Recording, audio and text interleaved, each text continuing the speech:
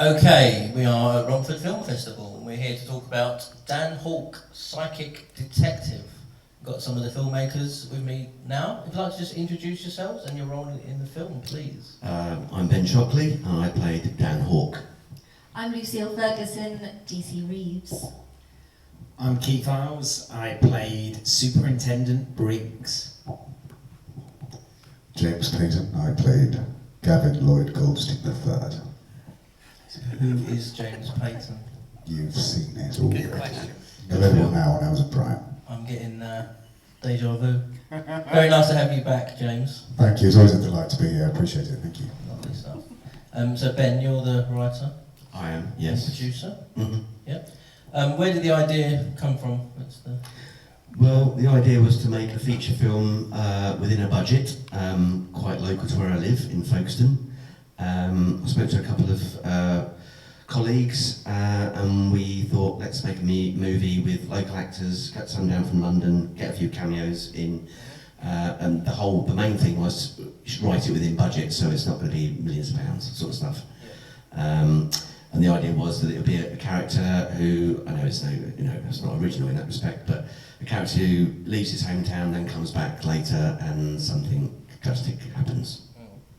Was it always going to be a feature then? Or did you have a short version? Yes, I'd done another feature and had a really good experience on it, and I wanted to do another film, so I thought, well, I'm going to write my own feature film, which I'd never done before, so I'd written a few shorts. And I thought, well, I'll just have a go. So 8 or 9 drafts later, I came up with something that I was, pretty happy with. Is that a standard kind of number of drafts, or did you redraft this one quite a lot? Or well, I've done stuff before with less drafts in a way, but short films. So for me, in a way, I don't upset any short filmmakers, but in a way, it's slightly easier, I guess, because it's a shorter timeline or whatever, or period of time writing it. But this, I know it sounds odd, but I started writing at the beginning and then just went with it and see where it went. So I had an idea about how the ending would be. So it was just trying to get to the end game, really, and seeing where it was going. I mean, I know other people sort of plan it out and stuff like that, but I'm very much by the seat of your pants writer, I suppose. Just see where it goes, and if you get into a problem, get through it. I mean, a friend of mine, Simon Cox, is a filmmaker. He gave me the best advice ever, which was, don't get it right, get it written. I like that, that's very nice. So let's talk about casting. First question, were you always going to be the lead yourself? Yes. Well, the reason is, I got cut out of a film that was filmed locally, not because I was rubbish, it's just they over-filmed, I think, and I got pretty pissed off, actually, I have to say. And that spurred me on to think, well, okay, I'm going to write my own film, me playing the lead, and then get loads of mates in and stuff like that, but specifically use it as a kind of local kind of film, get local people involved, which I always got a bit annoyed. I don't know about other towns, but in Folkestone, a lot of big movies get made there, and they normally bring their own cast and crew with them, for whatever reasons. And I thought, well, I'd like to do something using the local talent, basically, of which Lucille is local talent. Yeah, Lucille, do you want to talk about how you first came on board the project and some of your, how you got into the character? I don't remember, it was so long ago. I think you just asked me, didn't you? You said you were writing a thing, you had me in mind, was I free? I said yes, let's go. Pretty much. Yeah. Well, I'd seen you on stage. I'd seen you on stage. Seen me in a few things. Yes. Yeah. What was it about the character that appealed to you that you thought you could get your teeth into? Just female police, is a great starting point. I mean, there's some really great characters out there, isn't there? So, leaning into Olivia Colman's and the Sarah Lancashires, and she was a fun character to play. And you, Keith? Well done for getting the microphone on. Thank you. That would have been a struggle normally. I've known Ben some years, and I've worked with him on various projects. So I'm not local to Folkestone. I'm a London-based actor, so I understood what he was doing. He was going to obviously try and make everything down in Folkestone, but he said, I've got this part for you. I'd like you to come down for a few days and just shoot it. and I understood where Ben's tastes and I guess movie references were coming from, you know, in the script, because I know what sort of movies he likes and he grew up on and all of that sort of thing. So when I read the script, I was like, oh yeah, I think I've got an idea, you know, what you want me to do with this. So yeah, I turned up and did my part seriously, and then saw James and realised we were in different movies. But no, it was good fun to be involved, so I really appreciate Ben putting me in it. Thank you. James? Ben has photographs of me in compromising situations, so I really had no choice. And he asked me to play a washed-up TV actor. I mean, I don't know where I would draw, how I would draw, but the reality is that Ben said to me, okay, this is the basis for the character, do your thing and see what happens with it. So foolishly he trusted me to sort of create something that was unusual, should we say, but it was great fun to do because I had freedom to fuck about, and that's where you sort of hopefully get the gold, is when you fuck about and you find it. So thanks, Ben. How did you cast James, by the way? Did you? Why did you cast? How? Sorry, what? Sorry, how? Did you? Well, I wrote certain parts for people I knew that I wanted to be in the film, and James was one of the roles that I wrote for him, especially. Where did you see him before? I'd been in a film years ago called Blood Myth, Yeah, we've worked together a lot. and a few shorts that Keith had written as well. And I knew he'd bring something, you know, special to it, being a special person. You just knew he'd seen still. Ben and Keith were best men at my wedding. Oh, we were actually, yeah. That went well, didn't it? Yep. It wasn't a bad omen for the film, that's good. No, absolutely not. Let's talk about some of those references and influences that Keith touched upon that you have. What kind of thing went into the film? Well, the title for a start, Dan Hawke. I'm a big Burt Reynolds fan, and that's based on two titles of two TV shows he did in the 60s. Dan August, and what were they? Dan August. I don't know, we're all too young. We're too young to know. Dan August and Hawke. And the weird thing was, that Burt Reynolds was a bit of a thing through the whole film because we actually wrapped on the 6th of September, which was Bert's anniversary of his death, actually, like 4 years or something like that, I believe, wasn't it? There's Clint Eastwood references, Any Which Way You Can, and stuff like that, isn't there? Starsky and Hutch, in a way, all sorts of 70s kind of references, really. And it's a bit of a homage to, there were some movies in the early 80s called Pumpkinhead, I don't know if anyone remembers them. And to get around the copyright thing, I sort of made it a homage instead, because otherwise people might have gone, hey, wait a minute, we made those films. But when we first started writing, or I first started writing it, and I was chatting to people, we wanted the killer to have a vegetable name. Okay. And we went with pumpkin instead of carrot or aubergine, because it sounded a bit better. Aubergine head. Yeah, that would be Yes. might be a harder sell, that one. Yes. Quite visually pleasing though as well. I think so, yeah, definitely. Yeah, definitely.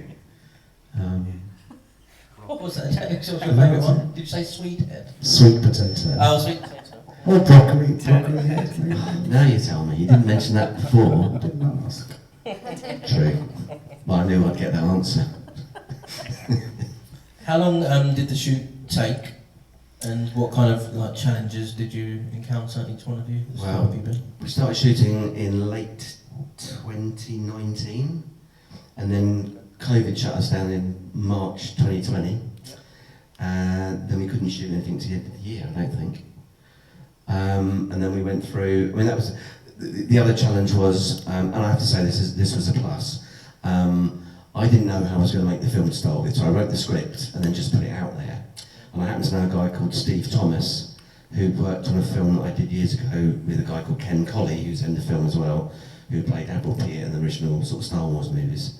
And I put a shout out on Facebook, literally, and Steve was now the head of a college in Folkestone, and said, look, how about we make the film, the students will get really good experience on an indie movie which they wouldn't normally get until they'd left college, and you get free crew.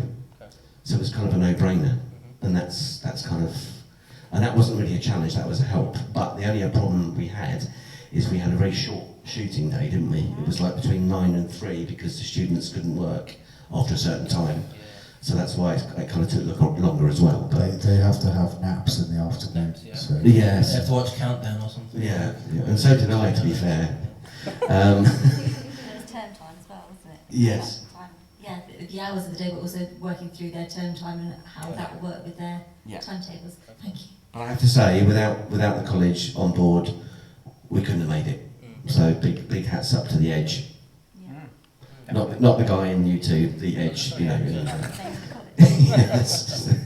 Lucille, what kind of challenges did you face? Were there any? James, yeah. Ultimately, no, we never worked together on the same day. Car one.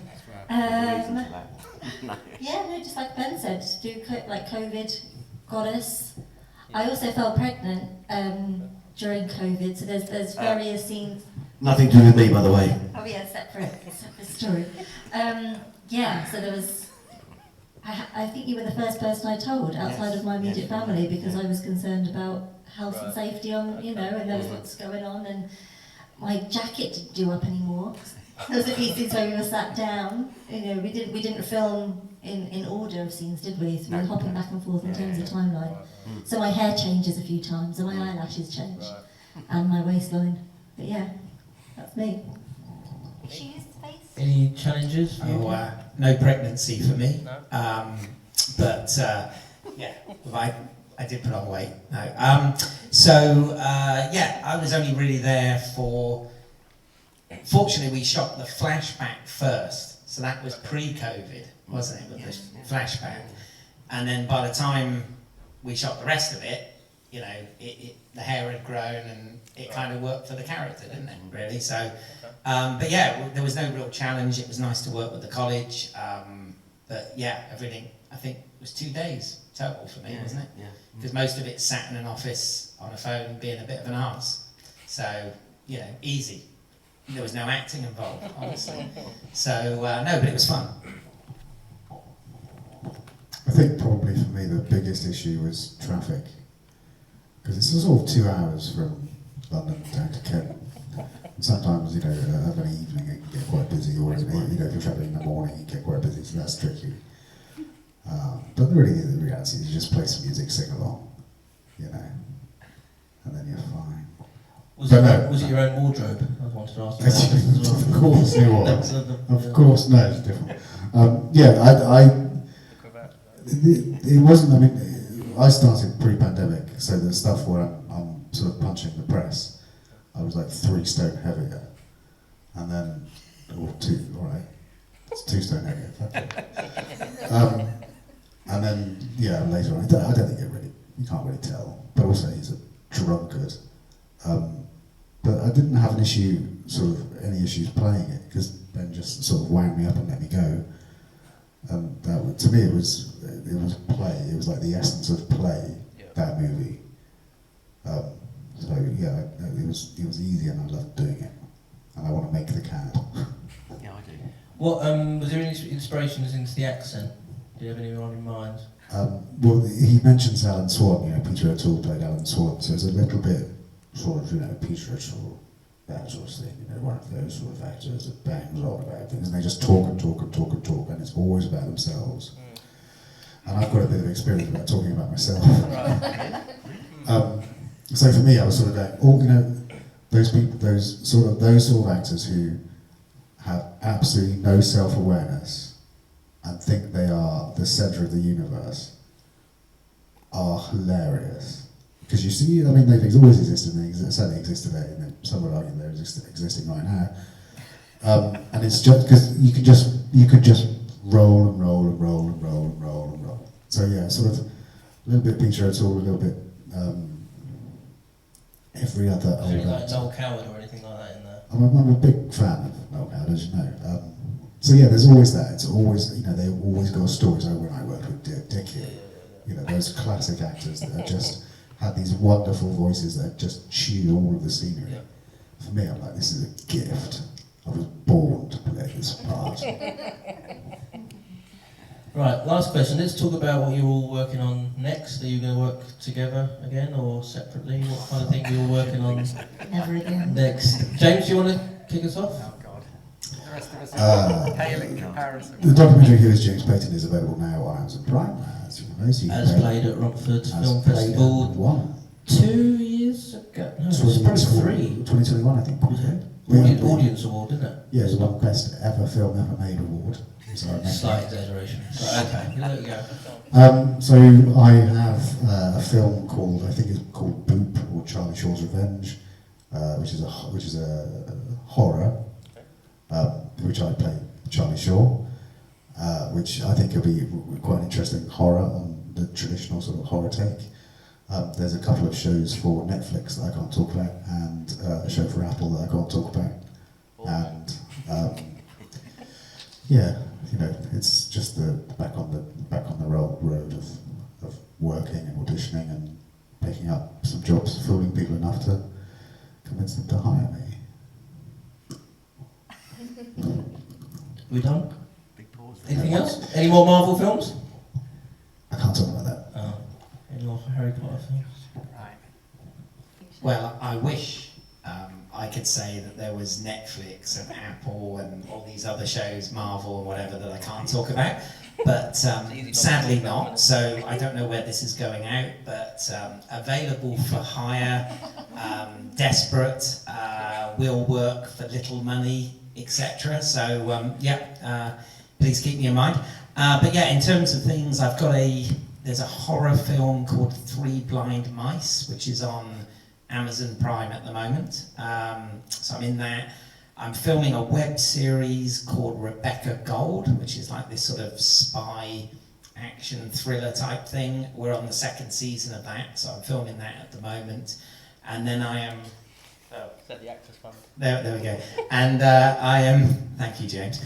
And, and I am in the process of writing a couple of short films that I'm going to make this year, and other bits and pieces. But yeah, nothing quite as elaborate as Quite a lot James. there. That's quite a lot. It's stuff I'm trying to work on myself. Are you going to direct the ones that you've written? Yeah, probably. Yeah. I haven't directed in a little while, so I'm going to go back to doing that. Yes, which is fun. I'm in 2 plays this summer. Okay. A play called Leasehold. It's about the leasehold scandal, and I play a lady called Katie Kendrick, who's one of the founder members of the leasehold campaigning group. Okay. That's going on in Folkestone, and then in London to the Camden Fringe, and to Have and to Hold, which again is going to be up in Folkestone in July. Okay. All going on in folks. What do you mean there's nothing? There's loads. There's 2. Oh, it 2 sounded plays. like a lot. 2 plays and 2 children. Yeah, so we're 2 children. Come on. Thank you. To you. Lastly, Ben? Well, Dan Hawke is on Amazon Prime, thanks to our distributor. We are also up for an award as Best Independent Movie at the National Film Awards, which happens on the 3rd of July. We're in the running with about 10 or 11 other films, so fingers crossed. Okay. I've just done a short film called The Feather of Truth, down in Ferguson again. And I'm doing someone's sizzle reel, which is a word I hadn't heard before. It's like a trailer thing. It sounds a bit dodgy. It does, doesn't it?